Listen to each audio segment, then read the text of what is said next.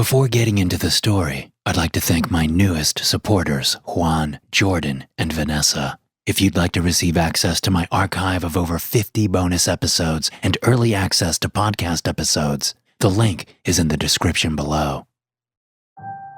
Sanatoriums. Isolated, abandoned wellness centers from another age. For most people, they are a concept synonymous with horror. They call to mind nightmarish images. Huge furnaces where solemn-faced nurses burned infected human corpses. Manacles that once chained mental patients to walls. Bizarre black and white photos of freakish treatments long discredited by science. The most famous of them have seen a parade of historians, urban explorers, ghost hunters, and hobos pass through their crumbling arches. They've been transformed into movie sets, haunted houses, and even tourist attractions. Whatever fear the most famous sanatoriums once held is long gone. But there are others. The wealthy have always had secret, well-hidden spots to lock away their sick and insane. And such places were my specialty. Not for curiosity or for research, for profit. A very small but very interested market will pay top dollar for a 150-year-old straitjacket, a tuberculosis-stricken aristocrat's rotting suitcase, even used surgical instruments.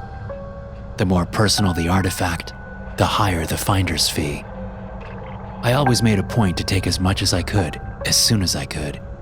Nothing stays hidden for long in the information age, and better me than someone else. It's not like the dead need their possessions anymore, and besides, I don't believe in ghosts. If I did, I wouldn't have lasted 10 minutes in this business.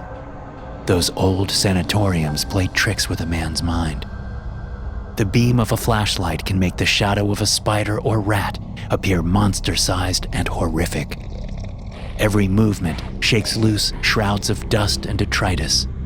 The empty hallways transform creaks and echoes into whispers, or the sound of approaching footsteps. Then, of course, there are the physical dangers.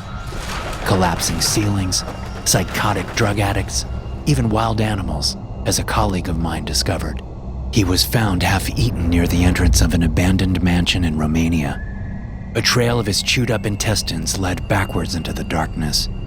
He'd been mauled and half-eaten by a pack of dogs.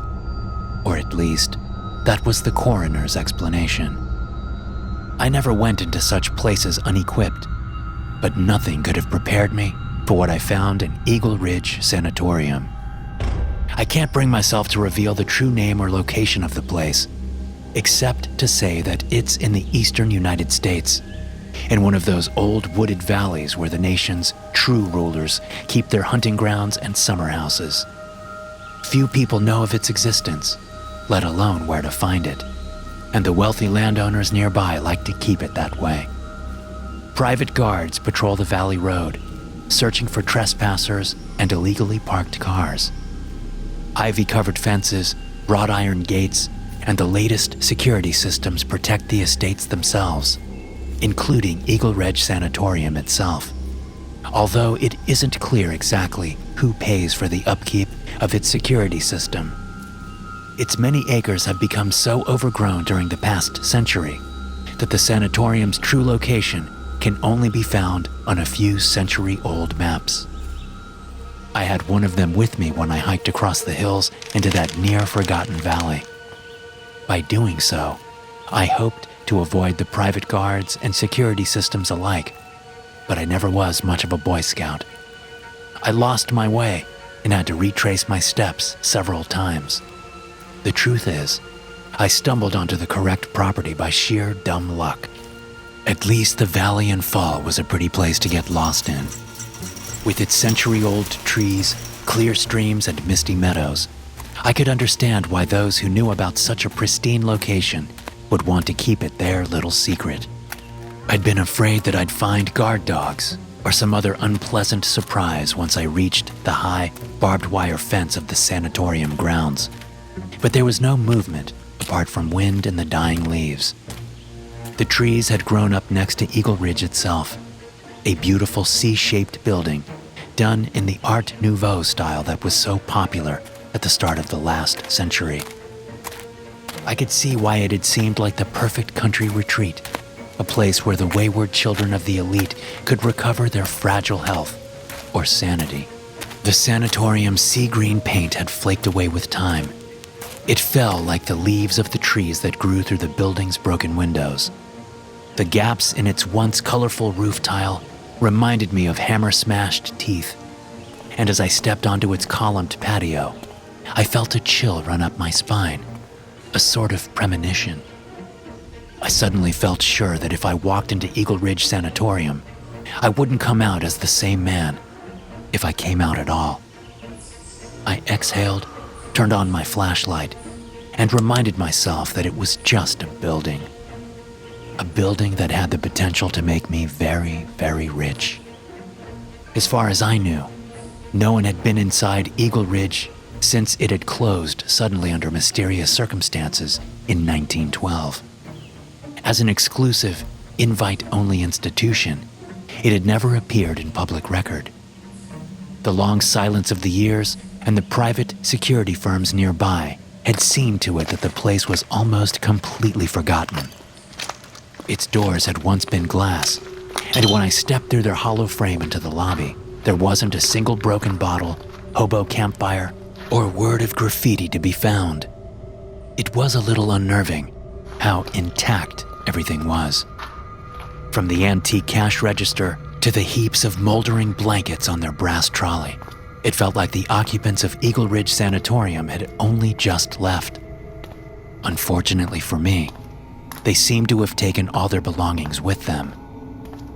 After crossing the faded mosaic floor of the lobby, I had 3 choices. I could continue down the corridor, descend to the spa rooms in the basement, or take the stairs up to the living quarters. The high-ceilinged rooms of the first floor looked empty and unpromising, and there was something about the dripping darkness of the dark stairs that I didn't like at all. Surely there was nothing of value down there. I proceeded up to the living quarters, 30 empty rooms, all disturbing in their sameness. Each one featured a single bed, a dresser, a desk, and a chandelier. There were no padded walls or radiator chains here, but nor were there any signs of life. No old coins hidden in a tobacco tin, no black and white nudes stuck beneath bed frames, no gold-buttoned vests forgotten at the bottom of a wardrobe. It made me wonder exactly what sort of people had stayed at the sanatorium, and why. I'd never found any mention of the Eagle Ridge treatment in what little information I'd been able to find, and that little detail suddenly felt very, very important. "They're still here," a little voice in the back of my mind whispered. "They're going to come marching in rows up that double staircase, and when they find you here..." I shook my head, trying to snap myself out of it. After all, I'd only explored the second floor so far. Maybe I'd find some surgical instruments in the rooms downstairs, or in the spa and sauna rooms in the basement. I shuddered. The thought of going down there, among tubes of black water and moldy tile tunnels, filled me with indescribable dread. Maybe that's where they're all waiting. More to quiet such irritating thoughts than anything else, I began searching for hidden compartments. Eagle Ridge was a place for the elite, after all. A class of people who often kept a secret stash of gold or jewelry to use for gambling or for bribing the staff. I was comforted by the hollow echo of my knuckles on the wooden furniture and plaster walls. They reminded me that I was alone in the derelict sanatorium, and after my earlier jitters, that was a pleasant thought. I walked from room to room, feeling around and tapping in the most likely places, on the underside of desk drawers, behind the medicine cabinet, or beneath heavy furniture. The quiet beauty of the place was striking, but only deepened my curiosity about what its purpose could have been. Eagle Ridge was too open and pleasant for an insane asylum, yet too sterile and impersonal for a convalescence ward. What on earth happened here? I was still wondering when I began to notice an uncomfortable pattern. Sometimes, when I knocked on the wall, I thought I heard something knocking in reply from the depths of the sanatorium. I knew from experience that it was most likely rats or air in the pipes, but still. Finally, I hit pay dirt. The wall behind a bed in the 20th room sounded hollow. I wasted no time battering open the little compartment, but to my disappointment, it contained only an old leather-bound book and writing materials. A cloud of dust rose up when I sat on the bed and began to flip through what I'd found. It appeared to be some kind of diary. January 14th, 1912. I suppose I always knew that my father was a powerful man. A man who could have others locked away, who could play the law like a piano to deprive those who displeased him of their rights and autonomy. I simply never imagined he would do such things to me. I admit that my mouth seems to speak on its own at times, and I often fail to behave as I ought amongst proper company. But I am not mad. What my father hopes to achieve by sending me here, I cannot imagine. We aren't allowed to bring anything with us, not even our clothes. The sanatorium provides everything, from toothbrushes and soap to the ridiculous white pajamas we're expected to wear. Such a uniform makes a man feel like a prisoner or a lunatic. At first I feared that I would be subjected to any number of other humiliations at Eagle Ridge. That rough-handed nurses might swaddle me in blankets or force me to swallow strange purgatives. But there are no locked doors at Eagle Ridge. We are free to come and go as we please, because even if we left, where would we go? Our families have stripped us of our legal independence. There is no need for gates or walls, because our prisons are something we were born with. I dare not share these thoughts with the others. Their greatest aspiration is to receive the blessing of Dr. Fernier and return to their inheritances. It remains to be seen if the good doctor will be capable of treating me, but I doubt it. I felt a twinge of sympathy for the nameless author of the journal, whoever he was, but that wasn't why I kept reading. So far, the diary was my only lead. Getting to Eagle Ridge had taken considerable time and expense, not to mention risk, and I hated the idea of going home with nothing more than a sad little notebook. January 12th, 1912. Nothing about this place is what I expected, beginning with the good doctor herself. Dr. Fernier is a woman. And after all the money my father pours into the campaign against universal suffrage, at first it struck me as rather unseemly that a single woman should be alone with 30 male patients on an isolated country estate such as Eagle Ridge. But there is something about Dr. Charlotte Fernier that inspires confidence. Perhaps it's her eyes, blue-gray in color, as deep and cold as the North Atlantic. Or perhaps it's her severe blonde bun, white coat, and perfect posture. But I am inclined to think that it's her touch. When Dr. Fernier put her hand on mine and told me that recovery was possible, I believed a doctor for the first time since I was a child. After so many years of failed therapies and medicinal cocktails, all meant to make me my father's version of normal. Nevertheless, I must admit my confusion about what treatment at Eagle Ridge actually entails. We rise at dawn and break our fast with mineral water from the spring that flows beneath the sanatorium. I have yet to enter the spa area myself, but Dr. Fernier assures us that the special properties of its waters are a vital part of the healing process. Dr. Fernier then leads us in group stretches. Once finished, we work in the garden and cook a meal with the vegetables we harvest. There are no servants at Eagle Ridge, and I must admit, I felt rather degraded the first time I found myself chopping potatoes and scrubbing pots like a common kitchen boy. In the evening, the doctor takes us on a rambling, silent walk around the grounds. By the time we return and drink our second glass of mineral water, the sun has set, and we follow it into slumber. February 2nd, 1912. I saw something uncanny last night. Although I blush at the memory of it, I feel I must record it. if only to convince myself that it was more than mere fantasy. I had just awoken from a strange dream. In it, I floated high above my sleeping body, watching myself twitch and turn in fitful sleep. As I did, a horrific worm the color of shadow squirmed across the floor, up the bedpost, and onto my pillow. Although it was as long as my forearm, it somehow slithered into the ear of my body down below. I shouted desperately, trying to force my sleeping self to wake. But as always in such dreams, my screams were silent. I woke with a hoarse throat and pounding heart, and afterward found sleep impossible. I was standing in front of the window, admiring the pale quiet of the snowy woods in the moonlight, when I heard footsteps approaching down the corridor. A madness of fear took hold of me, although I knew not why, and I pressed my back against the wall until the sound passed by. Whoever or whatever was out there, I didn't want it to discover me awake. The footsteps were accompanied by a peculiar smell, the same earthy yet clean scent that I associate with the mineral water here. I dared to peek out into the corridor, where I saw Dr. Fernier. She was unclothed. The moonlight turned the water droplets falling from her bare skin into diamonds that shattered on the cold tile floor. She entered a room I recognized as belonging to Richard Claiborne III, the heir to some Kentucky politician.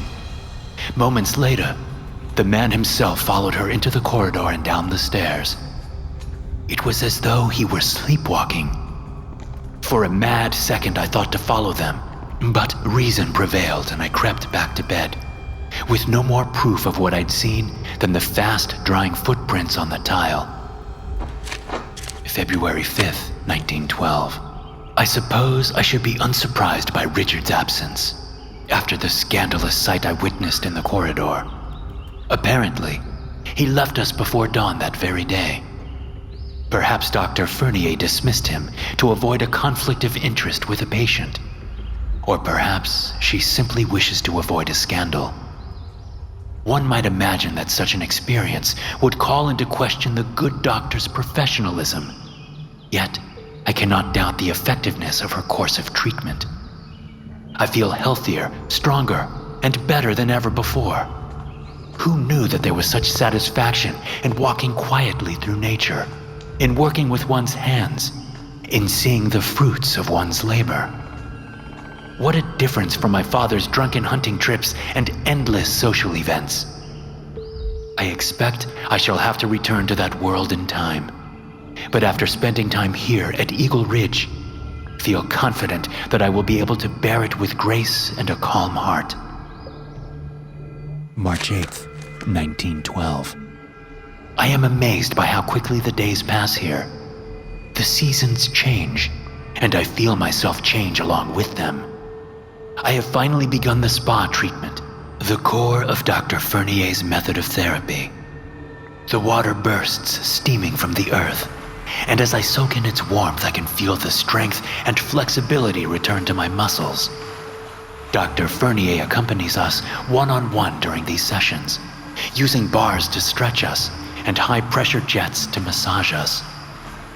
Although the swimming suits she wears is perfectly modest and professional, I must confess that the scent of the water calls to my mind that night, barely a month ago, when the doctor was bare before my gaze. More often than I would like to admit, I have stayed up long into the night, longing for a repeat of that dreamlike night. Just recently, I got my wish. Once again, the moon was full, although hidden by clouds. As before, Dr. Fernier passed unclothed to the room of one who had completed their course of treatment. In this case, it was Fred Ackenridge, the brother of an industrial tycoon. Fred followed her down into the darkness, and by morning, he was gone. I scarcely dare to hope that descending to the spa by night with Dr. Fernier is a sort of graduation ritual, a final goodbye to Eagle Ridge. Perhaps the good doctor even intends for us to discover her secret, as additional motivation for us to complete her course of treatment. If so, I hope my own time will come soon. April 23rd, 1912. When will my turn come to leave Eagle Ridge? Dr. Fernier tells me that proper healing of the mind, body, and soul cannot be rushed. But I am sick of waiting. It should be me whom she visits on the night of the next full moon.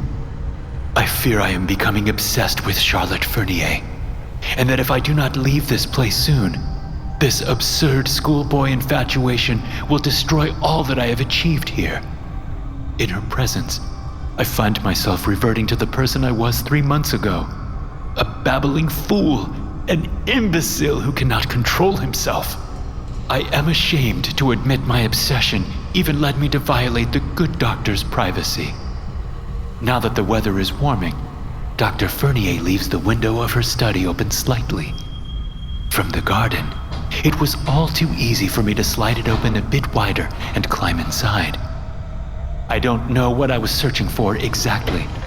A token, perhaps, or a memento. A bit of titillating personal correspondence. Instead, I found only a handsome wood-carved desk, medical instruments, books. I snapped the journal shut. Books? Medical instruments? It was exactly what I'd come for. I could barely keep the grin from my face as I hurried down the stairs in search of Dr. Fernier's office. The spicy story of late-night affairs in a sanatorium might even make that old diary worth something, I thought cheerfully. There were no nameplates on the doors, but whoever had written the diary had described the study as a corner room touching a garden. I'd seen what looked like an overgrown vegetable patch on the left side of the sanatorium during my approach. The nameless author had claimed that there were no locked doors at Eagle Ridge, but the door at the left end of the hallway was bolted shut. Dustless and almost polished looking, it was also in better condition than any of the others. Ignoring that strange fact, I wedged my crowbar into the door jamb and forced my way in. What I saw inside left me speechless. It was all perfectly preserved, like nothing had changed since 1912. My hands moved by themselves, shoveling one pristine, century-old antique after another into my bag. Just as the diary described, the walls were lined with elaborately carved bookshelves, and some of the books were written by the good doctor herself. Early medical texts often included an image of the author in the first pages. Eager for a look at the woman I'd read so much about, I flipped through one at random. There was indeed a black and white photo of Dr. Charlotte Fernier, a stout, middle-aged woman with curly hair and penetrating eyes. With trembling fingers, I reopened the journal and continued the entry marked April 23rd, 1912. Of course, I was immediately overwhelmed by a feeling of shame and foolishness. I clambered back out of the same window I had entered, and as far as I know, my imposition was not discovered. But such incidents must not continue. I must convince Dr. Fernier to allow me to leave. May 1st, 1912. Impossible. The unfairness of it. Over the patch of potatoes we were digging in the garden, that actor's boy, Arnold Sykes, confessed to me that he will be leaving tomorrow. Him instead of me. And after all I've done to convince Dr. Fernier that I deserve to be this month's special dismissal, I've spent hours soaking in that wretched mineral water, forced myself to socialize with the other boorish inmates of this miserable institution, and even helped Dr. Fernier to catalog her library. Oh yes, she laughed lightly and batted her eyelashes at me then. But now she tells me that my time has not yet come, and takes that moronic Sykes boy instead. I will not stand for this. I know her shameful secret, and tonight I shall expose it to the world. My dear author, it seemed, had gone off the deep end. The date, however, triggered something in my memory. Hadn't Eagle Ridge closed forever on May 2nd, 1912? Unfortunately, the following pages of the anonymous diary were blank. I felt a nervous knot growing in my stomach when I set it down and continued exploring Dr. Fernier's study, although I couldn't have said why. Not then, anyway. Maybe the primal part of my brain was already hard at work, connecting dots and putting together pieces, but I didn't realize the truth until I found the hidden compartment inside Dr. Fernier's desk. When I touched the inner underside of its top drawer, a heavy black volume fell into my hands. I couldn't have said what material it was covered in, only that it was unlike anything I'd ever touched before, and that I'd rather die than touch it again. When I yanked my hand away, the repulsive tome fell open to a random page. The illegible writing made my head hurt just looking at it, but the images and charts were clear enough. They were clearly the research notes of another female doctor, a doctor who discovered an underground spring that was home to sentient, worm-like creatures. The black worms, as she called them, improved longevity and empowered the mind. Unfortunately, as her charts demonstrated, they often killed their human whose body they entered, unless that human had ingested enough mineral water to make them a suitable host. As I stepped away from the horrible book, my fingers grazed the anonymous diary. I snatched it up and flipped through its blank pages, desperate for an answer, but there were no more entries. There were, however, 7 words scribbled in capital letters on the last page. "Not what she seems," and "They never left." It was around that time that the tapping from the pipes began again. A terrible realization struck me. What if all of the private security and fences weren't for keeping intruders like me out, but rather for keeping something else in? I dropped the journal and fled Dr. Fernier's study. My boots skidded on discarded papers and dead leaves as I ran for the exit. In the corridor, the shadows lengthened. I'd spent so much time flipping through that old diary that it was almost twilight already. I no longer cared what treasures I might leave behind at Eagle Ridge. All I wanted was to get home in one piece and forget I'd ever heard of the place. Up ahead, I could see the last of the afternoon light pouring in through the shattered main doors.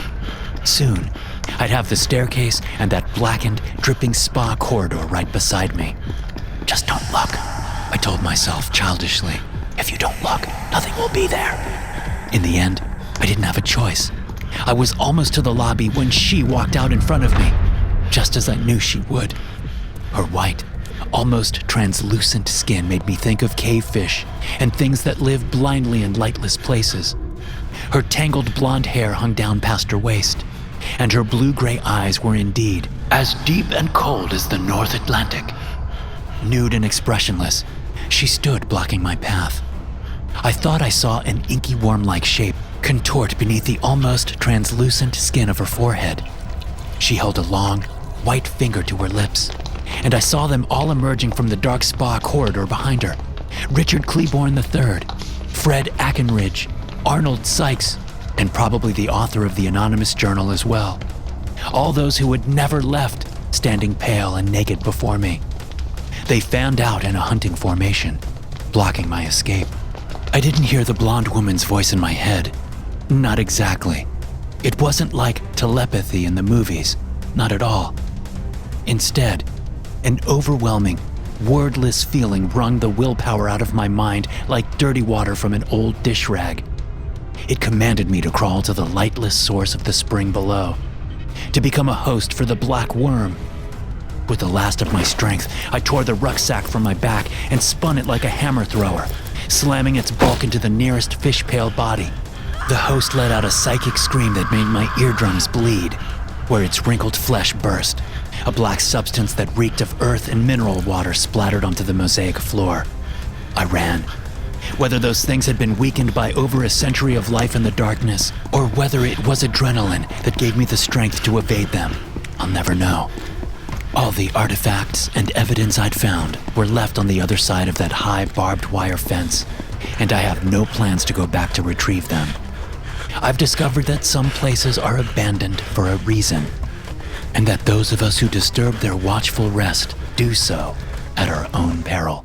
Thanks for listening. If you enjoy these stories, be sure to subscribe to the podcast and check out some more of my episodes here.